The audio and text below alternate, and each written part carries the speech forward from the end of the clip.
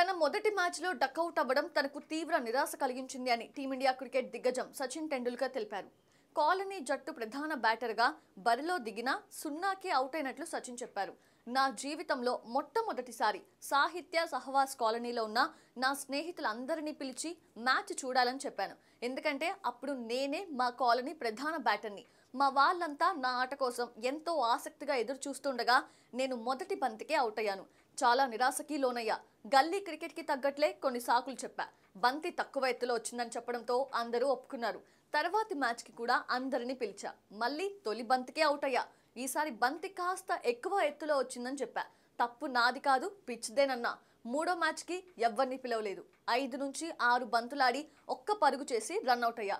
ఆ ఒక్క పరుగు చేసినందుకు ఎంతో సంతోషించా. ఒక్క పరుగు చేసినందుకు శివాజీ పార్క్ నుంచి బాంద్రాకు బస్సులో ప్రయాణిస్తున్నప్పుడు సంతృప్తిగా అనిపించింది. నేను ఒక్క పరుగైనా చేశాను అనే ఆనందం. అప్పుడే నాకు ఆ ఒక్క పరుగు విలువ తెలిసింది. అలాంటి ఒక్క పరుగు వల్లే గెలుపోటములు కూడా ఆధారపడి ఉంటాయి అని తర్వాత చాలా మంది నాకు చెప్పారు. ఏదేమైనా తొలి 2 మ్యాచ్లలో డకౌట్ అయ్యి ఆ తర్వాత ఒక్క పరుగైనా చేయడం నాకు సంతృప్తిని ఇవ్వడంతో పాటు నా ఆలోచన ధోరణి మార్చేసింది అని సచిన్ టెండూల్కర్ చెప్పారు. ఆట పట్ల నిబద్ధత, అంకిత భావం ఉంటే అనుకున్న లక్ష్యాలు సాధించవచ్చు అని సచిన్ పేర్కొన్నారు. కాగా టీమిండియా తరఫున సుమారు 24 ఏళ్ల పాటు క్రికెట్ ఆడిన సచిన్ టెండూల్కర్ లెజెండరీ బ్యాటర్గా అనేక ఘనతలు సాధించారు.